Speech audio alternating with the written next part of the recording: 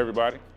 It's a beautiful day here in Ecuador, and today we're going to talk about living in Ecuador, whether you have retirement or you work abroad, living under $2,000 a month, as we try to do. So we're going to go over a few budget tips and talk about a few of the things that we pay for here and how we're able to live under $2,000 a month. So first, there's the question, is it possible to live in Ecuador under $2,000 a month? The answer is absolutely. It depends on your lifestyle. Here are a few ways to save money while living in Ecuador. First tip, rent a furnished apartment or house.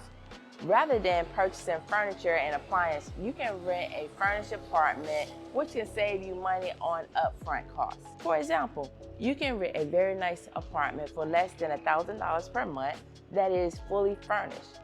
Rent would be your highest expense by far. We decided early on a budget of what we wanted to spend on a condo. Additionally, we plan to pay a bit more our first year so that we can have time to explore the country and decide where we want to live. From our experience, a budget between $500 to $1,000 a month is quite reasonable. Next tip, shop at the local markets. Fresh produce, meat, and other food items are often cheaper at local markets compared to the supermarket. We kind of mix it up a bit. We shop at the local Supermaxi and the Ypres market, the Mi Commissariato Jr., which is a smaller store fairly close to us, as well as going to the local Mercado or another Mercado that's in La Libertad, a little further away, to get fresh fruit, vegetables, and seafood. Because it is cheaper. It's much cheaper there than it is at the larger chain grocery stores. The flip side is we don't have a vehicle, so we take a taxi. Do we want to go do a one-stop shop at a supermarket, or do we want to go to multiple locations and spend more money on a taxi to save money on fruit and vegetables? So it depends on what we need, that week or that 2 weeks, and what we're in the mood for. And if it's too hot, we don't feel like doing it. But you can definitely save a lot of money by shopping at the local markets, especially the local Mercados, for most of your fruit and vegetable needs. In either scenario, food is very affordable here. Unless you want American or Canadian brands, most of the local brands are very affordable. I would actually suggest, if you have the means, to open an investment account here in Ecuador. They pay about 8%. It's something we do. It actually helps offset our grocery costs. So that is very doable if you do have the means for it. So our third tip, public transportation. Ecuador has a well-developed public transportation that involves taking the bus or taxi. You can take the bus anywhere for 30 cents. If you plan on taking a taxi, the cost can vary between $2 and $5. The cost can be more if you're traveling longer distances. For instance, if you're going to a doctor or a dentist and you need the taxi for longer than an hour, usually the hourly charge is about $10. Typically, what we spend a month on taxis is less than $70 a month. So for the next tip, consider living in a smaller city or town. The cost of living here in Ecuador seems to be lower in the smaller cities and towns as compared to places like Quito or Guayaquil. Yes, there are very inexpensive places to live in Quito and Guayaquil. Those places may not be the safest. If safety and the amenities that you're used to in maybe the US or Canada are important to you, then those areas will cost more in places like Quito, Cuenca, and Guayaquil. Remember that many of the places that a lot of expats settle tend to be a bit more expensive than others. So don't overlook some of the smaller communities in the country. It can be very affordable to live in. If you can, before you make your way to Ecuador, try to contact some expats, get their ideas and their experiences on the places that they've lived or that they've visited. And you may get a much better idea on how much you want to budget for your lifestyle here. For those of us who love to cook, that would definitely help keep you under the $2,000 budget. Eating out can become very expensive. Even though there are promotions that you find at local restaurants that are $4 or $5, they tend to add up very quickly. So if you want to stay under that $2,000 budget, I would suggest cooking some meals at home and eating out occasionally. Now, if $2,000 is not what you're looking to spend, if you want to spend more, then yeah, you can do that. But here we're talking about living on a $2,000 budget, and cooking at home would definitely keep you under that budget. So obviously, we're here in Ecuador. Can't really drink the water directly out of the tap here in Salinas and in many parts of Ecuador. Very common to find these 5-gallon water jugs every home and every shop. So for us, I pay about $1.50 for one. I usually get 2 at a time.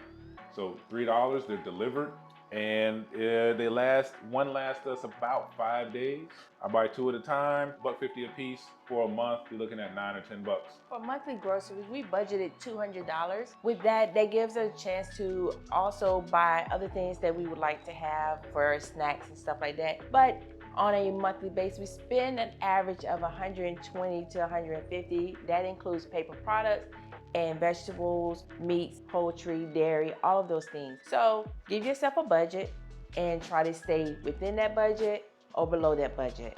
And it'll keep you under the budget that you want to set for yourself living in Ecuador. So as far as utilities, we have 4 air conditioner units that we rarely use at all. So we really don't use a lot of electricity. Of course, we have lights, washer, dryer, things like that nature. We have an electric stove. All that being said, we still spend less than $30 a month on electricity where we live.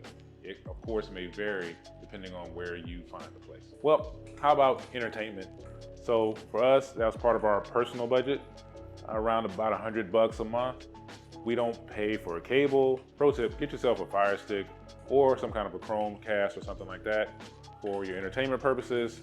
For us, our internet is actually billed with our rent, so we don't pay anything separate for that. Typically here in Ecuador, if you want high-speed internet, it's around $40 a month. It is very good though. As far as those personal entertainment things, those are occasions like maybe we want to go to the movies, maybe we want to go out to eat, have a little snack at a restaurant or a bar near us. Those are all things you may want to include. If your lifestyle requires a lot of that, then obviously you're going to need a bigger budget. For us, we kind of just like to sit at home and watch TV. That's pretty low cost. And we make popcorn. You can't get much cheaper than that. So what about cell phone plans? There's a lot of cell phone plans you can get here in Ecuador. They're really inexpensive. You can do them by the day, you can do them by the week, 2 weeks, monthly. You can do prepaid, postpaid. There's a ton of options. For us, we only spend about $22 a month for both of our cell phones. Do you have medical concerns? And are you concerned about the healthcare in Ecuador? Ecuador has government insurance and private insurance that are very affordable. The IESS is the government insurance that can vary depending on your income, and it's great for retirees. Private insurance are for those who want to have additional medical care, and for those who don't want to sign up for IESS and just want private insurance. The great thing about Ecuador, doctor visits, dental visits are very affordable. You pay anywhere between $20 to $40 per visit. And if you need specialized services, it can vary. It just depends on what that procedure is. Our copays or medical visit are around $20 to $40 per visit. So that's very affordable. So when we add up all of our expenses, we're well under the $2,000 a month, and we do just fine here in Ecuador. We don't really need much more than that. If we had a bigger budget, we probably wouldn't change anything, honestly. It is very doable. If you're on a fixed income, just know you need to prepare. If you have a pet, you need to prepare for that as well, because there are going to be more expenses if you have a pet. You may have to find a different place to live. Vet visits, dog gets sick or cat. So just keep that in mind. But for us, $2,000 is plenty of room in a budget. So we hope these tips helped you out. Like, share, and subscribe. See you next time. Bye.